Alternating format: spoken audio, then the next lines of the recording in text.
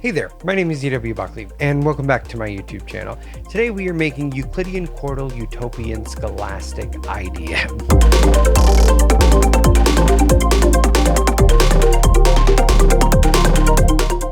Why am I teaching you to make this? Well, because I already made it, and it's fun, and sometimes we just get to have fun on our YouTube channels. Plus, it's a good excuse to talk about quartal harmony and pan flutes. Let's just go ahead and jump right in. So the first step of understanding Euclidean, Quartal, Utopian, Scholastic IDM is to actually understand what quartal harmony is. And the best way to understand that is how it is different than the harmony that we most often use, which is tertiary harmony. And that just means that we build our chords in intervals of thirds. So I've got an A minor triad here with some, beautiful pan flutes. Great. But it is built on thirds. That is the core interval. Quartal harmony instead is when we build using intervals of fourths. So in that case, I would go D, and then I would go G. So A, D, G. Now, we often will build 4-note quartal chords because now if we add a fourth above G, we get that C again. So now we understand that on a root of A, it's still an A minor chord. Essentially, we've got an A minor 7 here with an 11th or a sus4, however you want to categorize it. But this isn't a theory video, so we won't dive too deep into it, which this now sounds like this. And that, frankly, is an awesome sound, a great sound.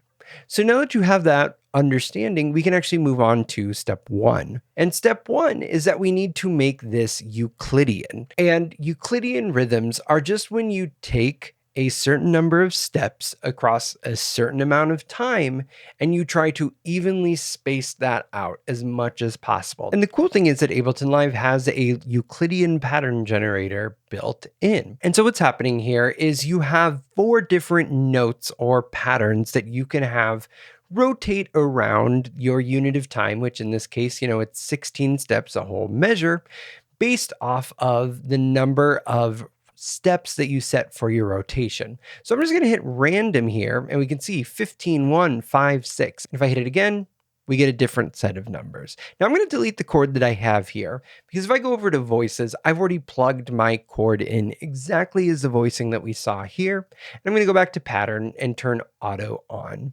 And now we see a 4-note pattern has been generated, and that sounds like this. If I hit it again,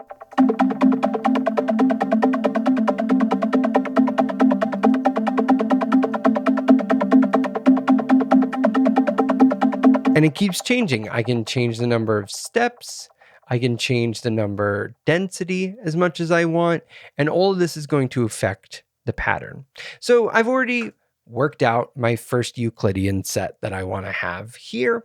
And so this sounds like this.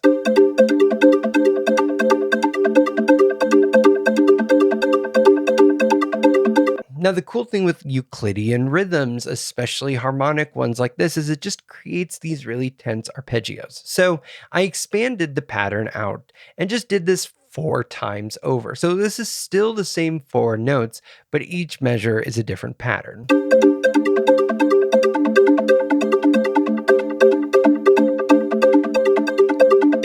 So rhythmically, we're locked down. So now we're going to actually create a chord progression.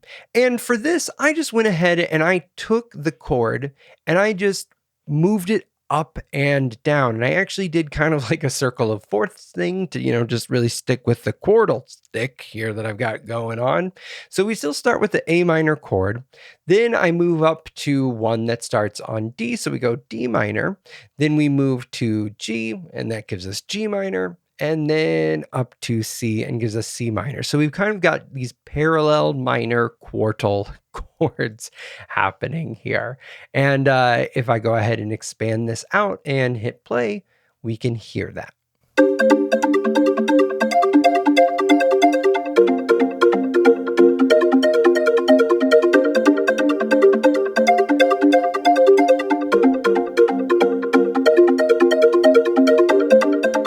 And it's a really great sounding progression, but we're really just moving in block voicings, meaning the same just interval relationships get moved up into a new chord, down into a new chord. So to really smooth it over, we want to revoice the progression. And so all I did to do that was take the same chord progression, but instead of just letting the notes be blocks, I took notes and dropped them an octave to try to really keep all of the chords in just the same 1 octave space, really the distance from the C here to the C below it. So it's in this 3 octave now. And that really makes it harmonically gel in a way that is much smoother than the block voicings. And that's because we're using nice voice leading. Each voice or note within a chord is really moving the smallest possible distance to get to the next voice in the chord. And that sounds like this.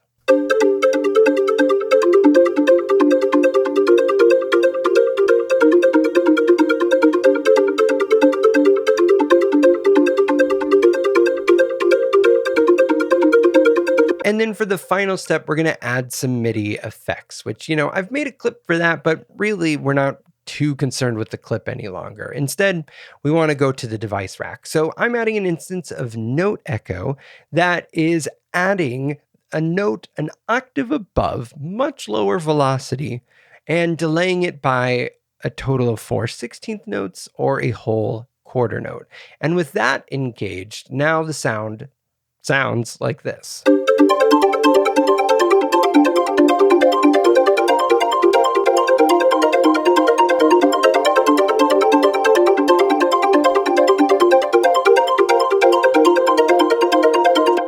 And it's like some of the most utopian, scholastic sounding stuff possible. Like this is the mid-90s and you are ready to learn. So now we should add some drums and actually start to get to some IDM-like territory. So I've just got a custom drum kit here, and I've generated an interesting little pattern using Sting by IFTA as a starting point, but then really modifying it a bit, particularly adding in some machine gun hi-hats and just shifting some stuff around to make the pattern my own. And let's go ahead and fold this down so we see just what we're working with. And I'm going to solo the drums and play the scene that has this. So this is what the pattern sounds like.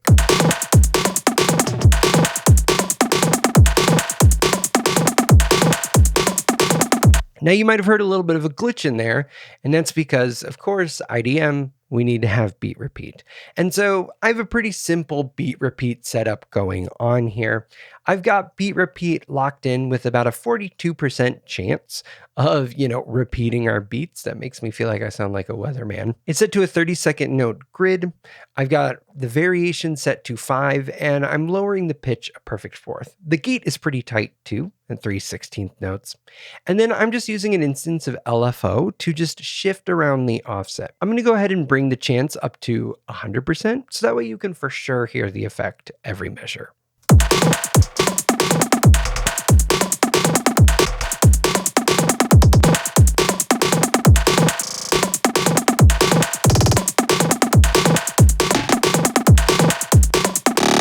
It's, IDM in a box. That's great. So I'm going to bring the chance back down, and let's bring back in our beautiful little flutes.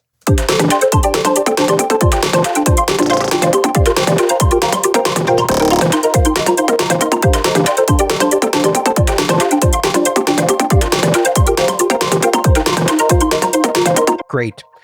For the final step then, we need to add a bass. And for the bass, I went ahead and created a rack that layered my 808 sub from my Ableton Move Pack Synthetics.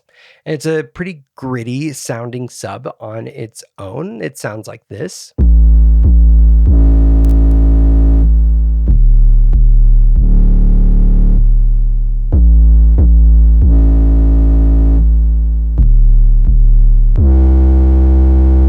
And then I'm layering it with my harmonic mallets, which was the free monthly instrument for my artist patrons a couple months back. And I love the way this sounds layered with 808s, and it has a very Utopian Scholastic kind of vibe. So it sounds like this.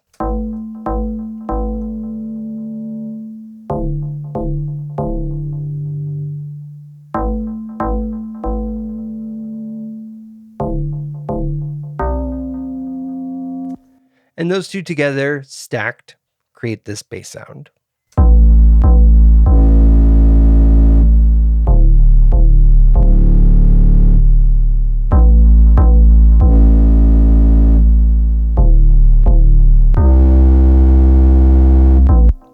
And everything taken all together is a beautiful virtual safari of Euclidian, Quartal, Utopian, Scholastic, IDM.